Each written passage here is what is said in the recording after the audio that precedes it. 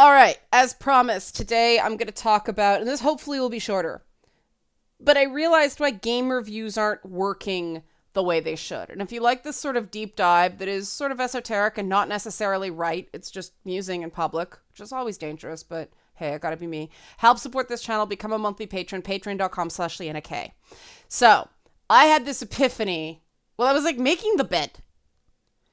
And it was because... this is so stupid. I've been having trouble with coughing and my voice and everything like that, right? And I've been trying to rest it. Didn't do my podcast this week, trying to rest my voice. And so there's certain songs that I find difficult in terms of where a note is and the vowel sound the note hits the vowel sound that happens during that note to see how I'm doing. And they're A Whole New World from Aladdin and Satisfied from Hamilton. And I was practicing Satisfied, that toast to the groom, to the bride, from your sister. That's the part, the because it's up in the nose, it's an I, and the enunciation, and just correct, and who's always by your side. See, but I'm like, I started thinking, man, never be satisfied. That's the game's prize. They're never satisfied, and I started going, yeah, why? Why aren't they? And then I went on this whole tunnel. And what I realized is that it's the entire format of reviews that's just wrong. And game reviews now are this douche hot dog, or maybe a douche pierogi. It's not a douche bag. It's sort of wrapped in like, that white bread mouthfeel of it's not good for you and it doesn't even taste very good, but that nom, nom, nom, nom, nom. It's like taking a whole bunch of the inside of the Oreos when you were a kid and just nom, nom, that feeling. You get that in the game review, and then you get to the middle, like you actually bite in, you're like, yeah! It's just nauseating. And it's because we never have developed our own form for reviews. It is a structural problem that game reviews right now are one part op-ed, backdoor op-ed reporting, those articles that are covering an issue, but it's actually opinion. And another part, linear media review. So film or television, most of them are structured like film. And I know I used to write these and I cringed as I did it because you felt this need to say something in the opening paragraph instead of this game good, this game bad. And because the way we were taught was based on a play or a TV show or a movie or a book, we fall into that conceit, right? But you tend to want to put your most important thought when you're doing ostensibly fact-based writing in your first paragraph. It's not a story. This was one of the only useful tactical things I got out of university was you write your first draft of your essay. You read your bottom paragraph. 9 times out of 10, the first thing you do in your second draft is take your bottom paragraph and stick it on the top. Because that's what you're actually trying to say. And then you rewrite based on that top paragraph. It's a wonderful trick. But games reviewers are so aware that people don't read the whole review. They try to hold it in. No, that's wrong. If they only read your first paragraph, all right, you gave them a first paragraph. That's all they need. You cannot force someone to read to the end. Again, it's not like TV. It's not like holding someone over for the break, right? You can't have cliffhangers. People don't give a shit. Back in the day, it used to be people would go in and only read the number, and then they'd get mad at the number, and you'd go, well, did you read the review? Well, no, I hate reading. That's where I developed that voice. Well, you didn't give Halo 3 a 10 out of 10. Well, it's not worthy of a 10 out of 10. Yes, it is. Halo rules. The game's not out yet. How do you even know? I know, because it's Halo. It's like, oh, fuck off. You're not very nice. Like, it was obnoxious and it was annoying. Oh my God. BioShock Infinite, Halo 3. There's another game that I took massive shit for, but those two I remember because it was just, it was fanboy rage. And it did happen to be voiced. I finally got Fangirl Rage with The Last of Us 2. Yes, I feel more balanced. But the issue is that, all right, if all you want is a number, you'll never be satisfied. Because what does that number mean? The truth is, most games clock in between a 7 and a 9. So what's the point? Why don't we just judge with, unless it's really terrible. But, like, that means 7 is sort of your midpoint. 9's your 5 stars. And you get into this thing, well, 5 stars doesn't mean perfect, except for anybody being a consumer. Yes, they think 5 out of 5 means perfect. I've yet to play a perfect game. So it becomes this useless designation. And then you get into a fight with your audience, which you don't want to do. I wish we'd go to sort of like a worth buying, not worth buying kind of thing. We need like a worth buying, watch it on Twitch or YouTube. Don't worry about it because it doesn't, like, it's not worth knowing about. That's pretty much all people want from a game review, right? So this 5-star review, this 4-star review, this 3-star review, these are conceits that are created to drive the marketing of things that take a fairly small amount of time to consume. A movie's 3 hours now, but back in the day it was 2. A TV show is a half hour to an hour at the time, though everything's cliffhangers and multi-parters now. But still, that's not the same as a 30 to 60 hour experience, or in the case of a lot of games, like 100 to 120 hours.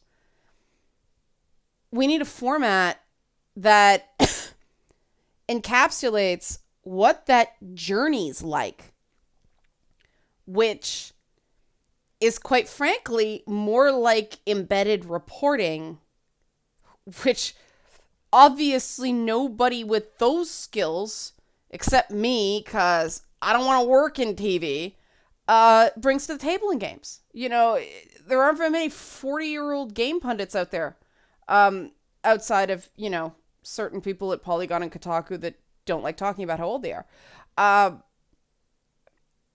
You need to bring that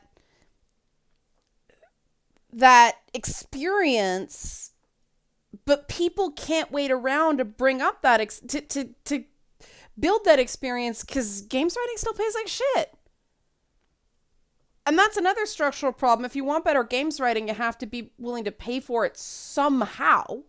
I don't think it should be via subscription, because there are too many people that just can't afford that stuff. But, there should be some sort of buy a toy or keychain or a mouse pad or something to support sites you believe in, because there's got to be monetization somewhere. Or, gifted subscriptions or something. But you need to be able for people to earn a living wage to build up the experience, to get in and explain why a game is good as a game. And I mean, a game like Ghost of Tsushima or a game like Death Stranding, and even a game like The Last of Us 2, setting correct expectations is so important. And I don't find that games reviews do that. First of all, because everything's shrouded in mystery now. Game companies are starting to abuse embargoes. But also, they don't, because we're using the format of film and TV reviews that don't require write-up of a test drive, like in car magazines, or even something like I was reading over the weekend. Somebody created a patch through Linux of Windows 10 that takes out all the spyware in Windows 10 and claims to still create a stable experience once you completely destabilize Windows, go in through Linux, fix the destabilization. Yeah, most people aren't going to do that, but I found it fascinating. But what struck me is how they explained how Windows 10 works, why removing things like Cortana breaks Win 10, all this stuff, all the weird places that Windows 10 writes duplications to and all that stuff, and how apparently Windows Media Player is tied intrinsically to it, and so you've got to remove that and put in VLC or something like that. Anyway, that's the sort of writing, like, you know that video I made where I showed just why the Ghost of Tsushima controls are so good? And I knew that any game I played afterwards was going to suffer from coming after Tsushima, and I'm having real problems with the block and the parry on Senran Kagura because the controls are not as beautiful as Tsushima.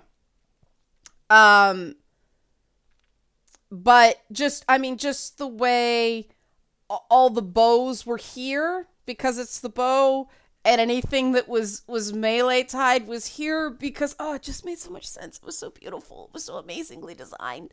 So elegant. The controls are just so elegant. Player intent translated so beautifully. Mwah! Like, that's the sort of thing. Do you see that in most reviews? No, it's about plot and story. Who gives a fuck? You know, when I played Doom Eternal, and yes, people care about plot and story, but you know what I mean. When I played Doom Eternal, I was surprised that like 2/3 of the way through, they actually made me care about the plot.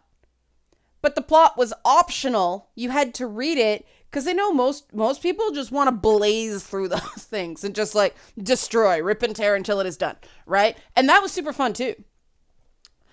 But I was surprised at how much I cared. But caring was optional, right? There are other games, and this is where I think The Last of Us 2 may have blown it, right? Because the first game basically said, this relationship is special, right? This relationship between Joel and Ellie is special. And we all connected with that. Kind of two very flawed people who found each other kind of thing. And then Last of Us 2 came around. No, that relationship's not special. That relationship is fungible. Look, we're going to show you. And the experiment failed. Because you know what? Relationships aren't fungible. You can't replace one person with another person, or the connection between these two people with the connection of these two people and have it be exactly the same. You can't. And the problem with the Abby Lev relationship should have been 3 syllables or 1 syllable, not 2, because Abby, Ellie, Ellie, Abby is too close to Uma, Oprah, Oprah, Uma. Wow, that's a dated reference. But, you know, the Abby Lev relationship is not the Ellie Joel relationship. It's not. Losing a father is not the same as losing a daughter. It's a different loss. It's different for men than it is for women. Joel is significantly older. Abby's not, Abby never had a life before all the zombie apocalypse shit. They're not the same. And to kind of go, yeah, don't worry about that. There's an issue some creators get into when they grow to they hate their creations. It happened in Harry Potter. I just, as of like book 6, just felt like J.K. Rowling just hated everything. And oh boy, look at how that turned out. I was right about that one.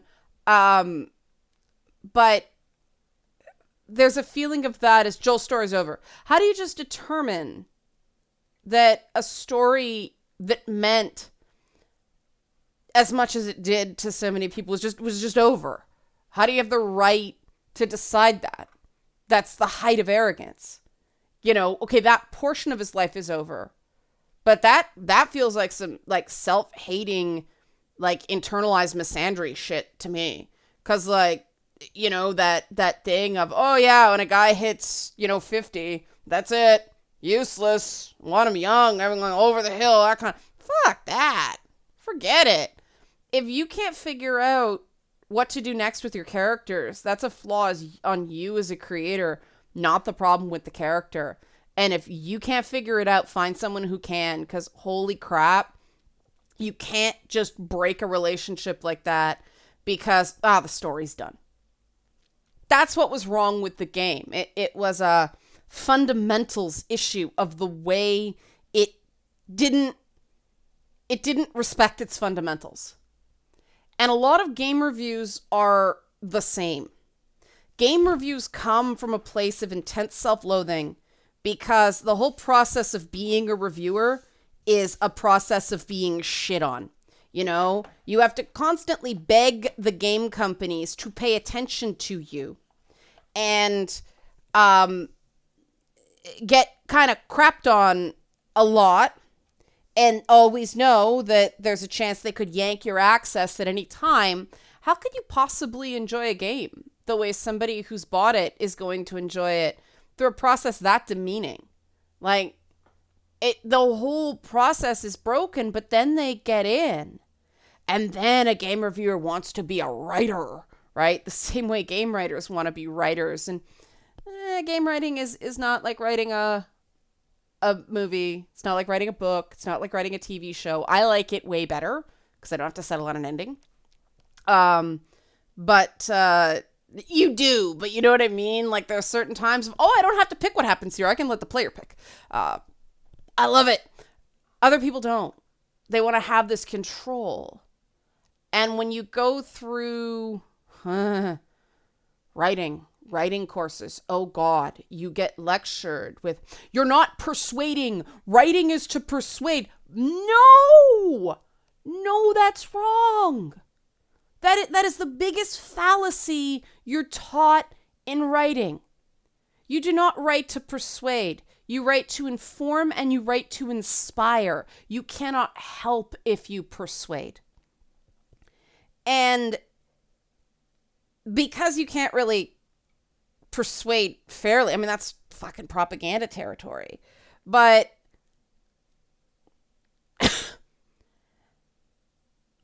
you have to respect your reader enough to go, I'm not going to tell you what to think. I'm going to give you the information, and I'm going to give you my opinion, and I'm going to let you make up your own mind.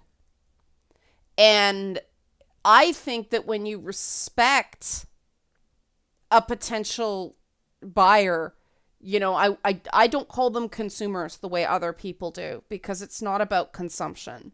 It's about play. You have to respect the player as a player. And telling someone what they should think is not respecting somebody as a player that expects to have their own experience. That, I think, is a fundamental difference. And I'm sure some people know some writing can persuade. Most writing these days doesn't. Most writing doesn't make you change your mind. It just cements your opinion. So it makes that echo chamber have stronger walls that tend to make the sound bounce more. Occasionally, a piece of writing is persuasive, but I find the pieces of writing that are the most persuasive are the ones that are just telling their story. This is why I changed my mind. This is how I came to this conclusion, right?